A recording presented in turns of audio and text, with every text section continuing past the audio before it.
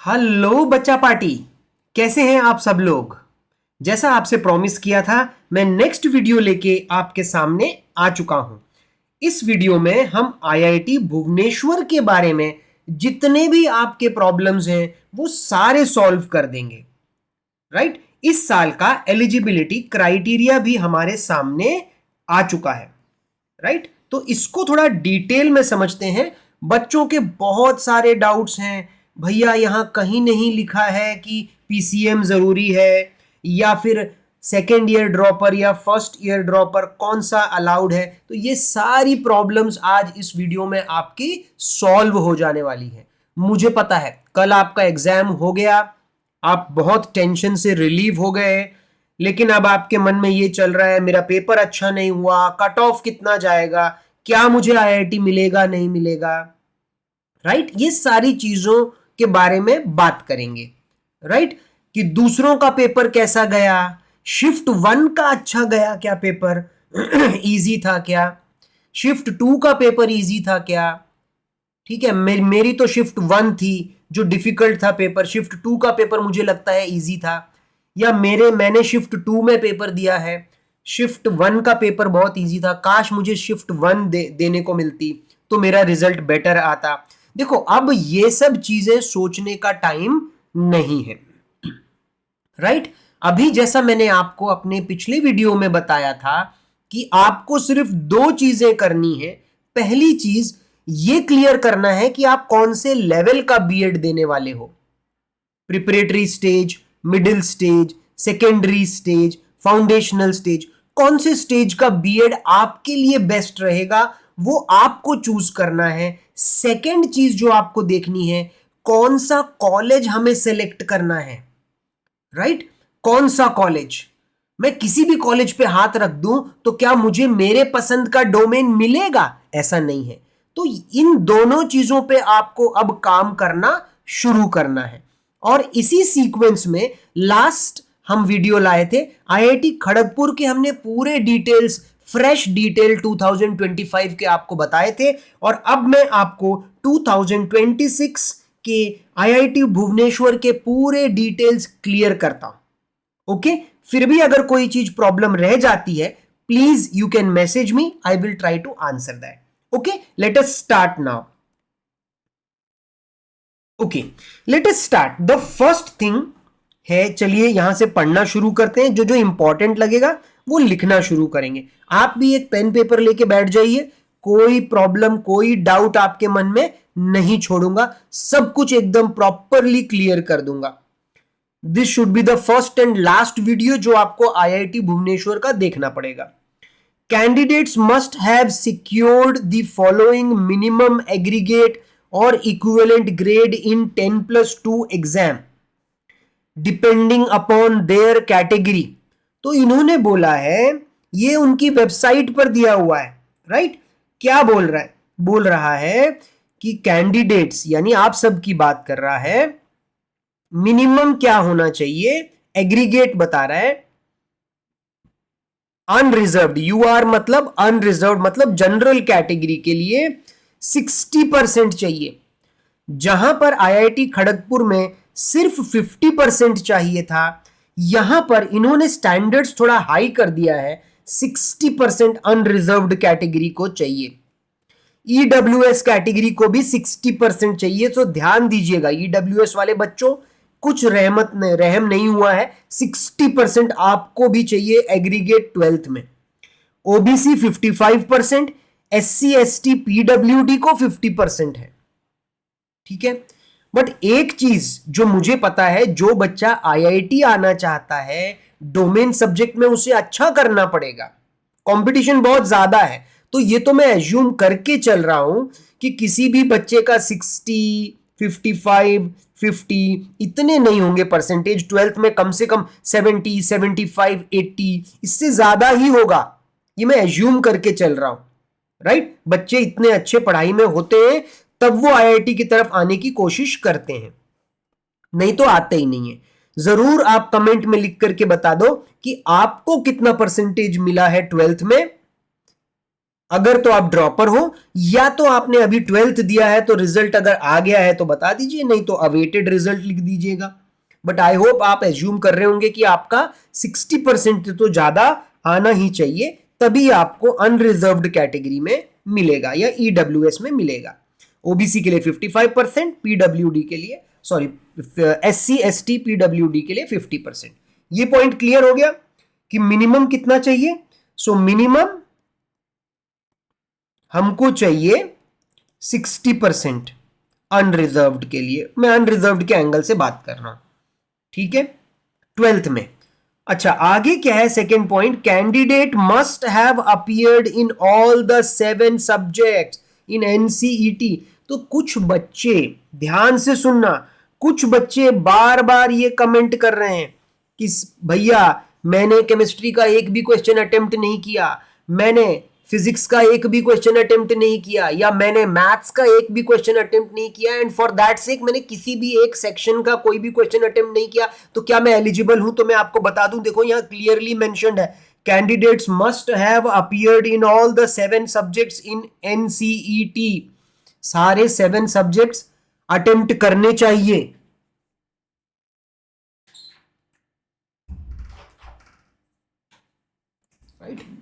हाँ सॉरी, सो 7 सब्जेक्ट्स, ये बहुत जरूरी है। All 7 subject must have been attempted. Wrong हो गए वो बात अलग है, बट 7 सब्जेक्ट्स अटेम्प्ट करने चाहिए, this is compulsory. Next point देखते हैं, candidate should have been born. ये बहुत इंपॉर्टेंट पॉइंट है, ध्यान से सुनना।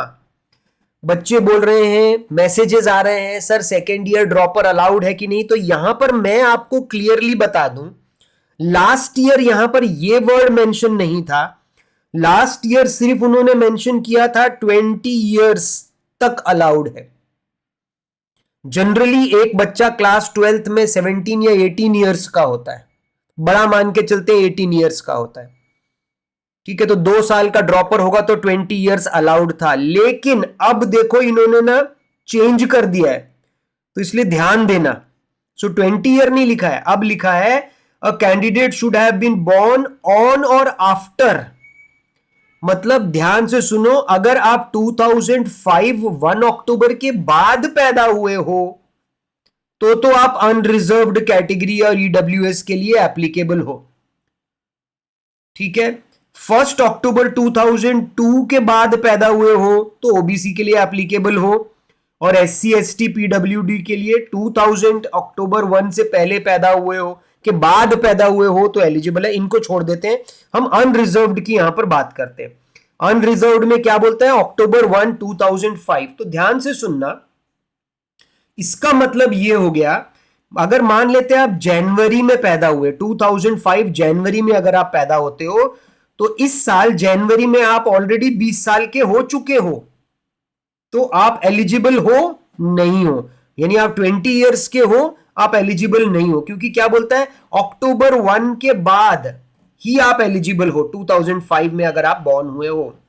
अच्छा, आप फरवरी में अगर पैदा होते तो भी आप 20 साल के हो चुके होते, आप फिर से एलिजिबल नहीं होते। मार्च अप्रैल मई जून, जून में भी अगर आप 2005 में पैदा हुए हो, सो बाय द टाइम आपकी एडमिशन होगी आप एलिजिबल नहीं हो, क्योंकि उन्होंने लिख दिया अक्टूबर 1 2005 के बाद ही एप्लीकेबल है। तो आप अगर जून 2005 में भी पैदा हुए हो, आप एलिजिबल नहीं हो, 20 साल के हो चुके होगे। सिर्फ अगर आप 1 अक्टूबर 2005 के बाद पैदा हुए हो तो at the time of admission आप 19 ईयर के रहने वाले हो, राइट। अगर हम एज्यूम कर रहे हैं कि एडमिशन जून या जुलाई में हो जाएगा, जून जुलाई अगस्त में हो जाएगा, तब आप 19 ईयर्स के हो, तो आप समझ रहे हो, तो आप एलिजिबल हो। यानी कौन से साल, सिर्फ 19 ईयर्स। जनरली 12th का बच्चा 18 ईयर्स का होता है, और 1 साल ड्रॉप लेता है तो वो 19 ईयर्स का होता है। तो कहीं से भी डबल ड्रॉपर अलाउड नहीं है, समझ रहे हैं इस बात को। So to be very very clear, इन्होंने डेट लिख दी है अक्टूबर 1। आप चेक करो कि क्या आप अक्टूबर 1 2005 के बाद पैदा हुए हो या अक्टूबर 1 पे पैदा हुए हो या अक्टूबर 1 के बाद पैदा हुए हो 2005, then you are eligible this year. This year then you are eligible, ठीक है, otherwise you are not eligible. अगर आप सितंबर 2005 में पैदा हुए हो, नॉट एलिजिबल। उसके पहले कहीं पर भी 2005 में पैदा हुए हो, not eligible. Is this point clear to every one of you? तो याद रखिएगा।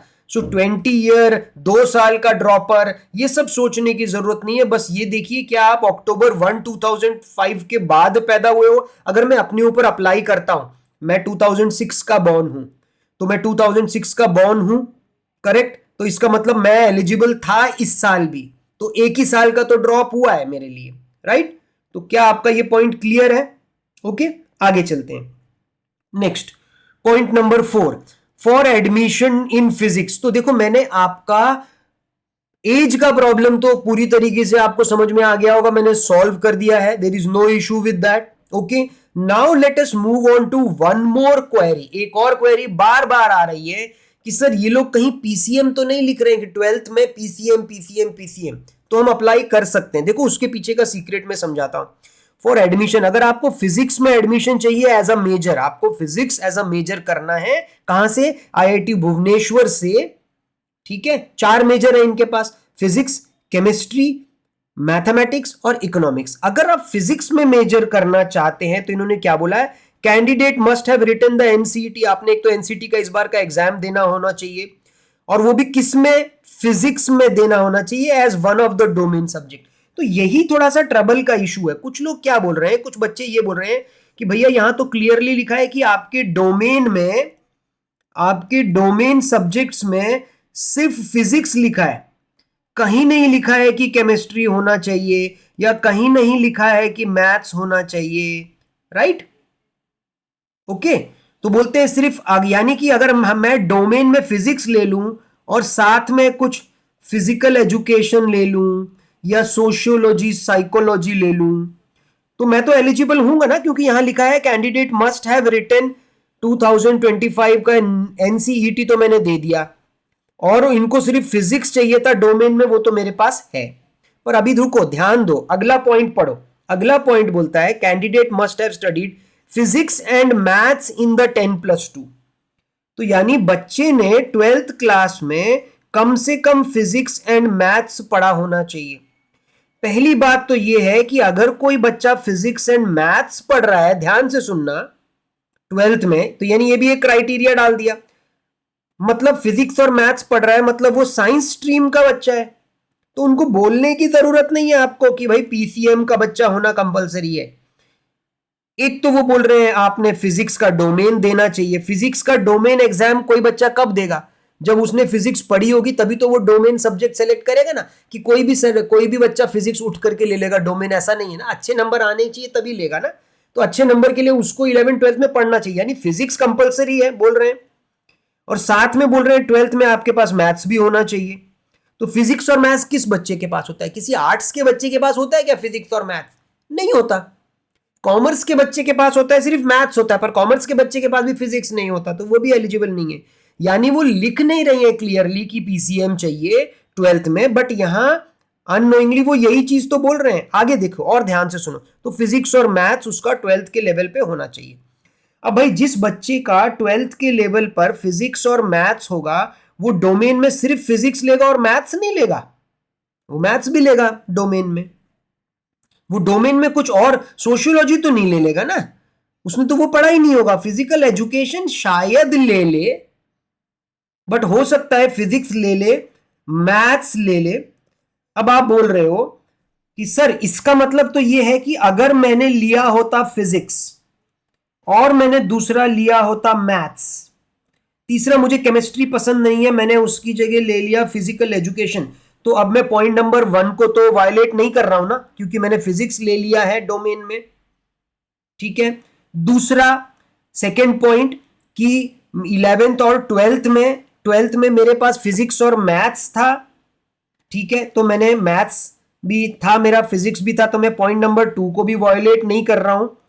बट मैं केमिस्ट्री ना लूं, केमिस्ट्री की जगह थर्ड सब्जेक्ट फिजिकल एजुकेशन ले लूं, because that was very easy, तो मेरा एनसीटी का स्कोर बहुत ज्यादा हो जाएगा। बट अभी भी कैच है, ध्यान से सुनना, कि थर्ड पॉइंट बोलता है कैंडिडेट मस्ट हैव स्कोर्ड 60%, ठीक है। आपको जो सब्जेक्ट चाहिए ना, अभी जैसे मुझे फिजिक्स चाहिए तो 12th में फिजिक्स में भी कम से कम 60% मार्क्स आने चाहिए, यहां पर ये बोल रहे हैं। यहां के क्राइटेरियाज थोड़े से और डिटेल हैं as far as Kharagpur, Jodhpur and Ropar.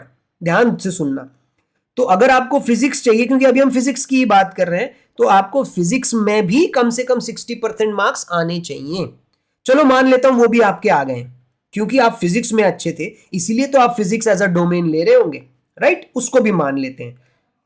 Okay, आगे एक और बोलता है।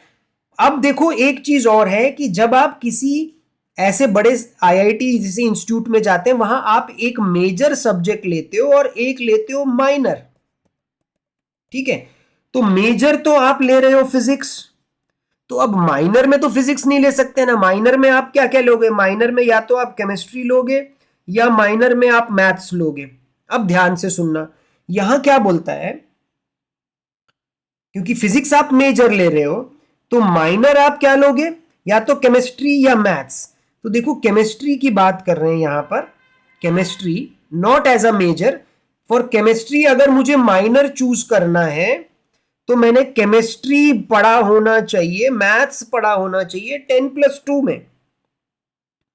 यानी कि समझ में आया?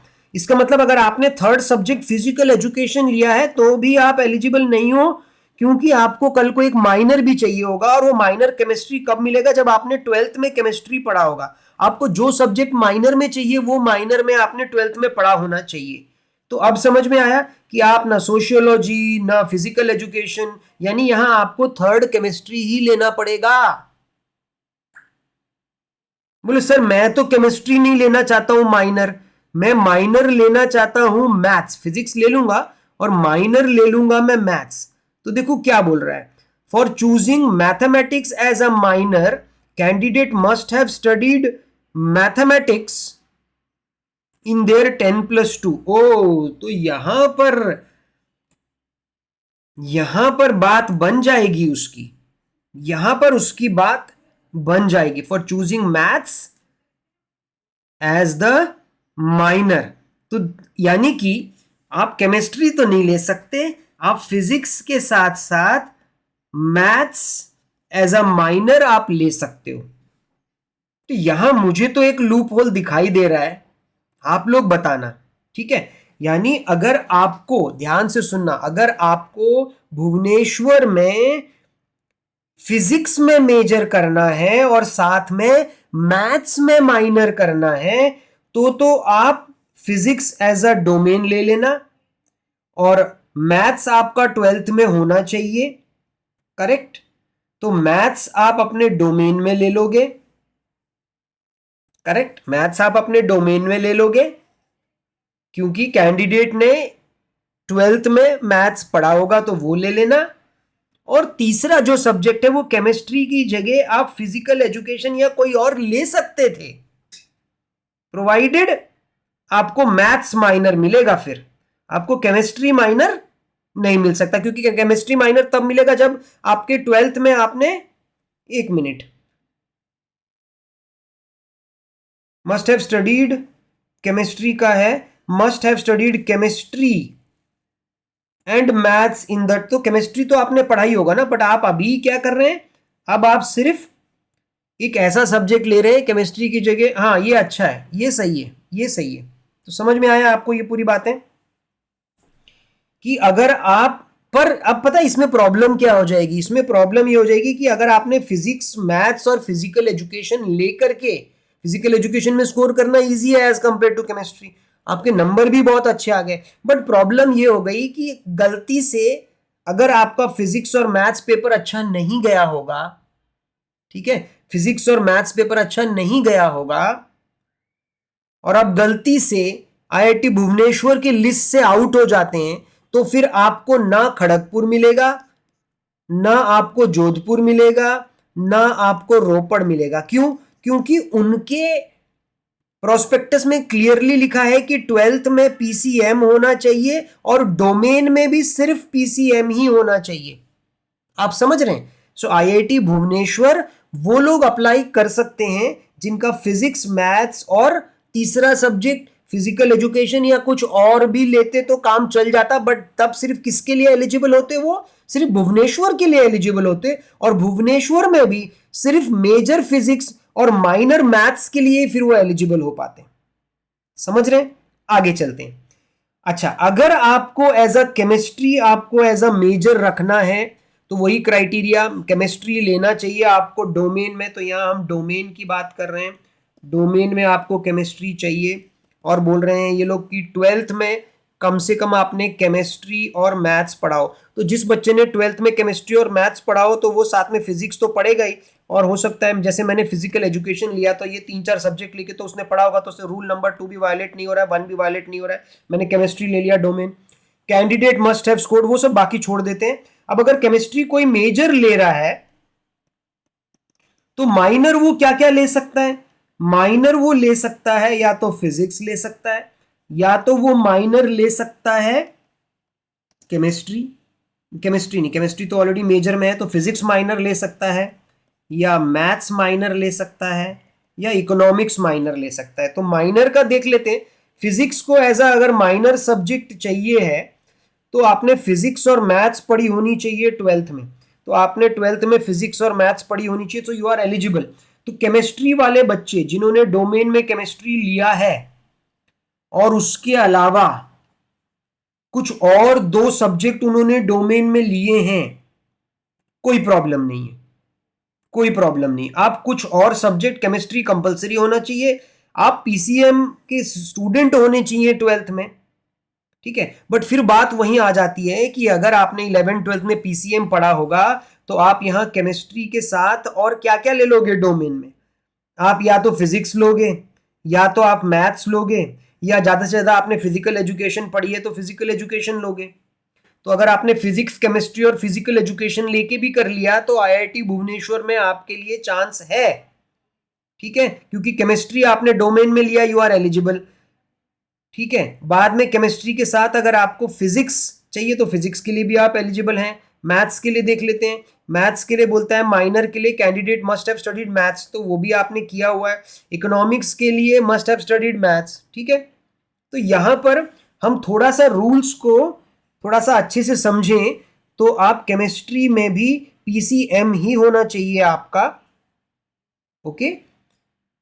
और यहां पे केमिस्ट्री आपका कंपलसरी होना चाहिए आप डोमेन में। उसके अलावा आप हो सकता है फिजिक्स ले लोगे या मैथ्स ले लोगे, और फिजिकल एजुकेशन भी आप एक्सप्लोर कर सकते हो। बट फिर वही, जैसे ही आप फिजिकल एजुकेशन लेके डोमेन दे दोगे, मान लेते हैं आपने पी लिया, आपने सी लिया और आपने फिजिकल एजुकेशन लिया, तो आप यहां के लिए तो एलिजिबल हो जाओगे, बट बाकी तीनों आईआईटीज के लिए डिस्क्वालीफाई हो जाओगे। तो अगर तो आप एकदम श्योर हो तो आप ऐसा कर सकते हो, बट कोई भी एक इंस्टीट्यूट को लेके इतनी श्योरिटी बहुत मुश्किल होती है, राइट। तो आपको आपके चांसेस बाकी आईआईटीज के लिए भी खुले रखने हैं, इसलिए मैं बोलता हूं कि आपका 12th में पीसीएम होना चाहिए और आपका डोमेन में भी पीसीएम ही होना चाहिए। अब समझे, कुछ बच्चे यहां पे लड़ाई करने लग जाते हैं कि भाई ऐसा कहीं नहीं लिखा, लेकिन उसका अंडरलाइन स्टेटमेंट तो यही है, यही निकल के आ रहा है। मैथ्स पर आ जाते हैं। मैथ्स में बोलते हैं अगर आपको मैथ्स मेजर चाहिए तो 12th में आपके पास मैथमेटिक्स भी होगा या अप्लाइड मैथ्स होगा, चलेगा। तो अगर तो आप कॉमर्स वाले बच्चे हैं, कॉमर्स वाले बच्चे हैं, बीकॉम वाले बच्चे हैं जो ज़्यादातर अप्लाइड मैथ्स करते हैं, तो ये तो आपने आपका डोमेन में लिया ही होगा, ठीक है। डोमेन में मैथ्स या अप्लाइड मैथ्स लिया होगा तो वो एप्लीकेबल है। पीसीएम वाले बच्चे तो मेरे एप्लीकेबल हैं ही। पर आगे देखो क्या बोल रहा है, आगे वो ये बोल रहा है कि candidate must have studied maths in plus 10+2 में मैथ्स पढ़ा होना चाहिए। ओ, तो वहां पर फिर अभी अप्लाइड मैथ्स नहीं बोल रहा है, बोलता है 10+2 में मैथ्स पढ़ा होना चाहिए, ठीक है। तो बीकॉम वाले तो अप्लाइड मैथ्स पढ़ते हैं तो वो वहीं से रिजेक्ट हो जाएंगे।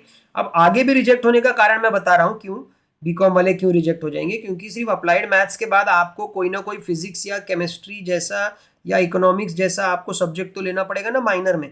तो फिजिक्स लेने के लिए बोला 12th में फिजिक्स होना चाहिए, जो कि बीकॉम का नहीं होता, तो वो आउट हो गए। केमिस्ट्री के लिए भी 12th में केमिस्ट्री होना चाहिए, तो वो आउट हो गए। समझ में आ रहे हैं? तो इसलिए बीकॉम वाले तो जनरली अप्लाई कर ही नहीं सकते हैं, प्रॉब्लम यहीं पे सॉल्व हो गई। मैथ्स अगर माइनर सब्जेक्ट चाहिए तो अपने वो 12th में पढ़ा होना चाहिए। अब आ जाते हैं लास्ट, इकोनॉमिक्स।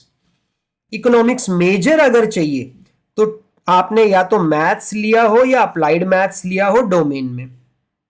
दूसरा, मैथ्स पढ़ा हो 12th में, उसके बाद इकोनॉमिक्स, ठीक है, और उसके अलावा आप फिजिक्स लोगे तो यानी फिजिक्स के लिए भी फिर से वही क्राइटेरिया आ जाता है कि 12th में फिजिक्स होना चाहिए, तो पीसीएम वाले ही अप्लाई कर सकते हैं। केमिस्ट्री एज अ माइनर लोगे तो 12th में केमिस्ट्री होना चाहिए, तो फिर से पीसीएम वाले ही ले सकते हैं। अगर आपको इकोनॉमिक्स माइनर लेना है तो आपने कम से कम मैथ्स पढ़ी होनी चाहिए 12th में, ठीक है। तो ये हमारा आर्ट्स वाला इकोनॉमिक्स नहीं है, this economics is related to science only, ठीक है। तो क्या अब आपके सारे डाउट्स क्लियर हो गए? एज को लेके आपका डाउट क्लियर हो गया। 1 अक्टूबर 2025 के बाद वाले बच्चे ही एलिजिबल हैं, ठीक है। और यहां पर भी अल्टीमेटली पूरी बात से यही निचोड़ निकल के आया है कि 12th में जो पीसीएम जिनका है वो एप्लीकेबल है, वो ही अप्लाई करें तो बेटर है। और डोमेन में भी आपका वो सब्जेक्ट होना चाहिए, मतलब डोमेन में भी अगर मैं पीसीएम लेता हूं तो मैं बाकी आईआईटीज के लिए भी एलिजिबल हो जाता हूं। तो मतलब इसलिए मैंने इन जनरल आपको बोल दिया था कि 12th में भी आपके पीसीएम होने चाहिए और डोमेन में भी पीसीएम लेंगे तो आप सिर्फ यहीं के लिए नहीं, भुवनेश्वर के अलावा अब बाकी आईआईटीज के लिए भी एलिजिबल हो जाएंगे। I hope this has solved problem for all of you, ठीक है। फीस रिलेटेड और ये बाकी चीजें हैं वो सब बहुत छोटी छोटी चीजें हैं। 50-60,000 पर सेमेस्टर फीस होती है, और SC ST के लिए कितनी फीस होती है, थोड़ी सी कम हो जाएगी, कहीं पे थोड़ा सा ट्यूशन फीस कम ली जाती है, वो सेकेंडरी चीजें हैं, ठीक है। अब जाते जाते बताइए भाई, कट ऑफ की अगर बात कर रहे थे, देखो मैं अभी भी वही बोलूंगा कि 370 प्लस अगर आपका है तो आप खड़गपुर टारगेट कीजिए।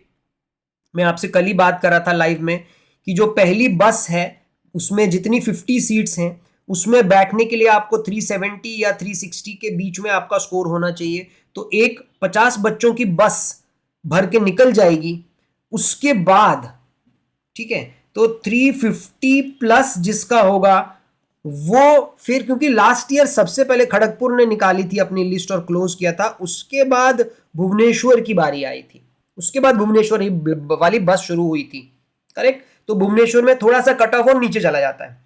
उसके बाद जोधपुर वाली बस निकली थी, तो इतने सारे बच्चे 350 प्लस वाले वहां निकल गए, तो जोधपुर में थोड़ा सा और 330 340 तक डाउन चला गया था कट ऑफ। फिर ये बस भर के निकल गई सारे बच्चों के साथ, तो अब बचे 330 वाले, तो 320 वाले, तो ये IIT रोपड़ निकल गए थे। और कुछ ऐसे बच्चे जो 400 प्लस लेकर के आए थे वो इन किसी बस में नहीं बैठे थे, क्यों? क्योंकि उनको RI की बस में फाइनली बैठना था, तो वो तो वैसे ही इस बसेस में नहीं बैठ रहे थे।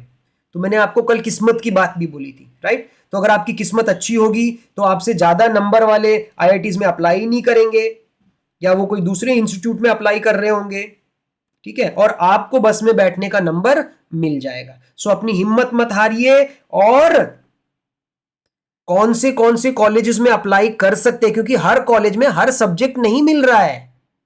कुछ बच्चे कॉल करते हैं, बोलते हैं भैया IIT में मुझे BA करने को मिल सकता है। अरे कैसे मिल सकता है? तुमने अभी तक उसके बारे में एक बार भी नहीं देखा कि कौन कौन से सब्जेक्ट हैं यहाँ पे? भैया मुझे पॉलिटिकल साइंस मिल सकता है क्या, या मुझे इंग्लिश से मिल सकता है क्या IIT में? अरे ये एक BSc वाला कॉलेज है, यहाँ सिर्फ फिजिक्स, केमिस्ट्री, मैथ्स और इकोनॉमिक्स है, वो भी किधर किधर है? खड़गपुर और भुवनेश्वर में। तो इस तरीके से आपको ये पता होना चाहिए कि आपको जिस सब्जेक्ट में मेजर माइनर करना है, कौन से कॉलेजेस ये सब्जेक्ट दे रहे हैं। हर कॉलेज हर सब्जेक्ट प्रोवाइड नहीं कर रहा है, तो ये जो टाइम है ना, ये आप इस चीज में लगाइए कि कौन से कॉलेजेस में जो मुझे सब्जेक्ट चाहिए वो मिलेगा, और कौन से लेवल का मुझे BEd करना है उस पर थोड़ा क्लैरिटी लेकर के आइए, ठीक है। मैं फिर से आपसे मिलता हूं अगले वीडियो में। बहुत सारे बच्चे NIT जालंधर, कालीकट और वो PCB वाला इशू के बारे में बोल रहे हैं, एड्रेस कर दें, तो अगले वीडियो में हम उसको लेकर के आएंगे। तब तक के लिए अपना ध्यान रखिए। Bye bye, take care, enjoy.